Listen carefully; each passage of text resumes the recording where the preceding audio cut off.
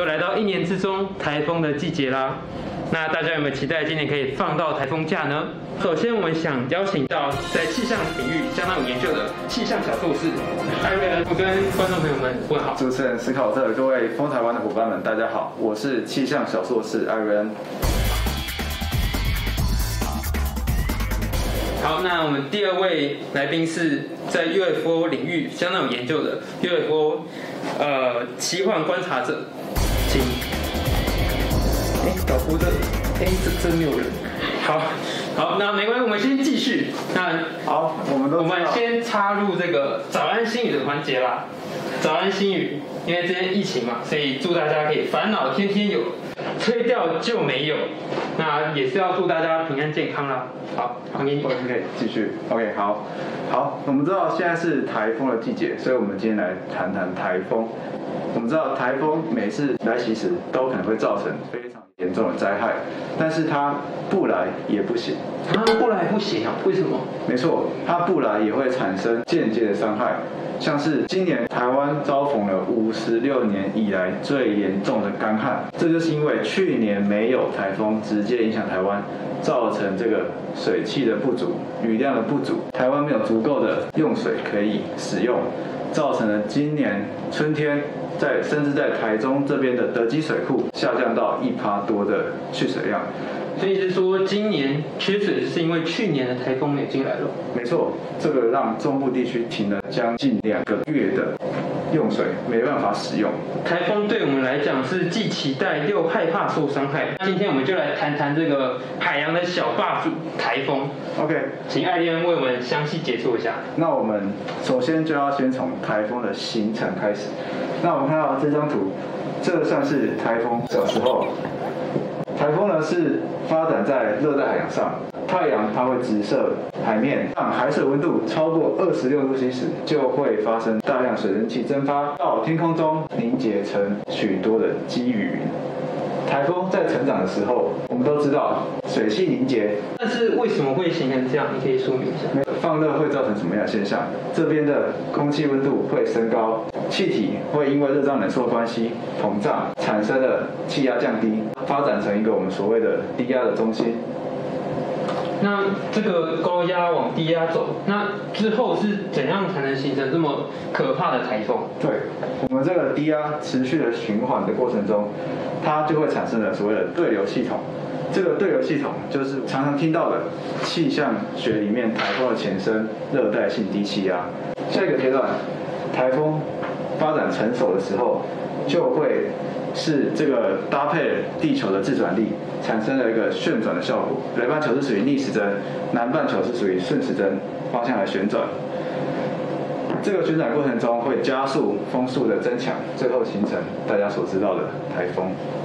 那我们知道你刚刚介绍了从婴儿、成年到老年时期的时候，这个台风的过程。那你可不可以详细告诉我们，这个台风它们的定义标准是什么？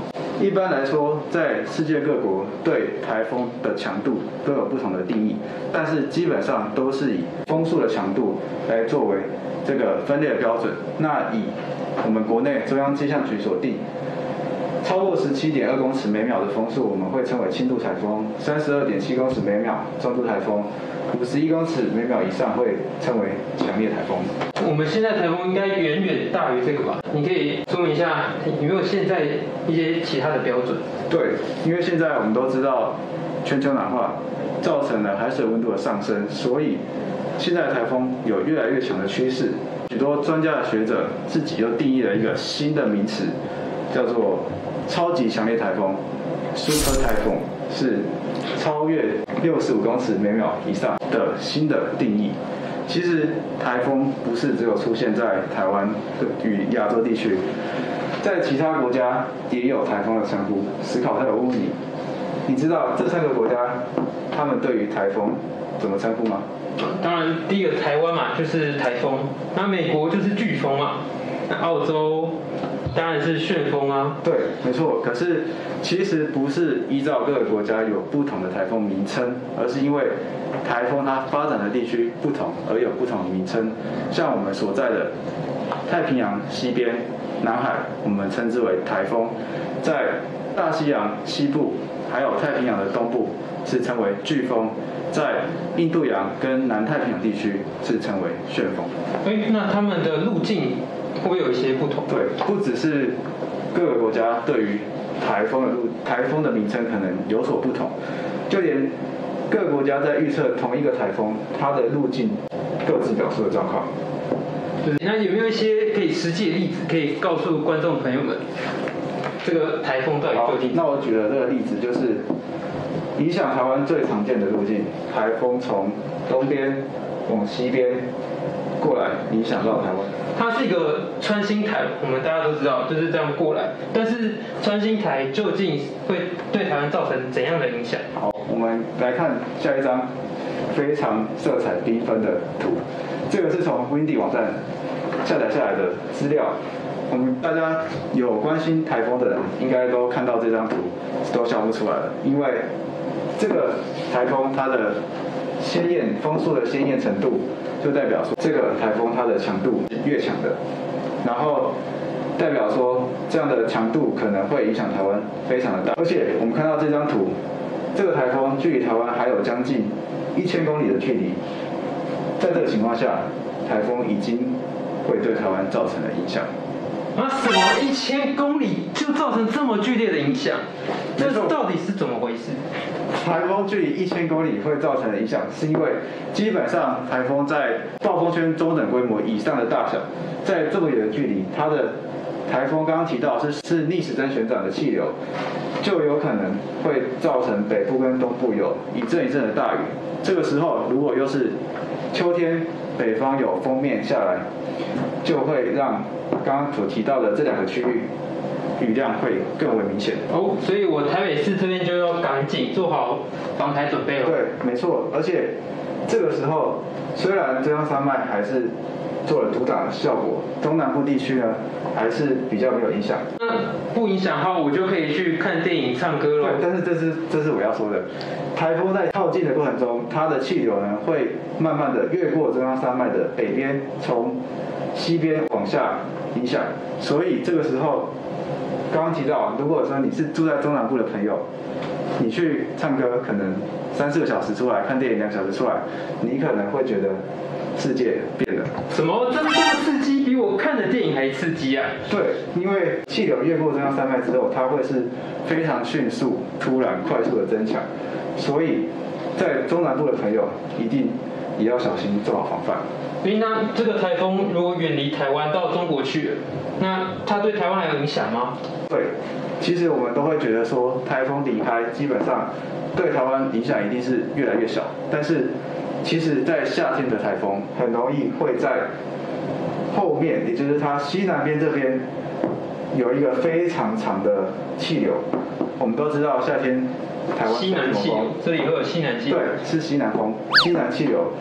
从这一条，其实这个荧幕都装不下，其实它这个气流会延伸到印度，从印度那边不断的吹送水汽，会影响到台湾中南部地区，所以你意思是说，如果台风离开，它也是会把后面的西南气流这样带进来，带到台湾中南部？对，没错，其实这个影响非常的巨大，而且就算是台风走了，我们也要非常小心的防范可能产生的灾害。而且刚也提到，台风是非常多变、非常复杂的，提到的都只是基本的状况，但其实台风还会受到它自己本身移动的路径，还有它的暴风半径、强度跟它结构的关系，都会造成不同的影响。所以我们平时一定要做好这个台风的最新资料的这个更新，才可以因应这个及时的灾害的发生。那艾伦，我们刚刚听完你介绍这个台风啊，我们观众朋友最关心的就是放台风假了。台风假我们究竟要怎么知道它的标准是怎样？台风假呢，基本上国内已经有订定了相关的法规，主要有3项。第一项就是依照台风造成这边地区的风速，在平均风达到7级以上，瞬间风达到10级以上。还有第2个面向是雨量，雨量如果超过了当地县市政府的这个标准，一般来说是在200到300毫米以上。那最后一个面向是指你所居住的地方可能会产生交通的危害，还有人命、财产、生命的这个安全的威胁，这样的情况，各县市政府的首长就是可以宣布这个停班停课的措施。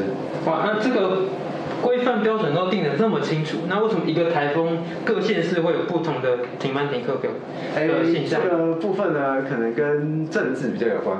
那如果硬要讲的话，好，谢谢艾瑞恩帮我们介绍这么详细。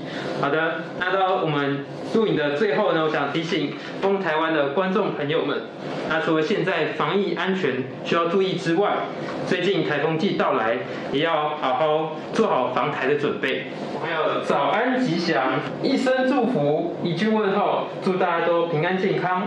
风台湾的观众朋友们，下次见，拜拜。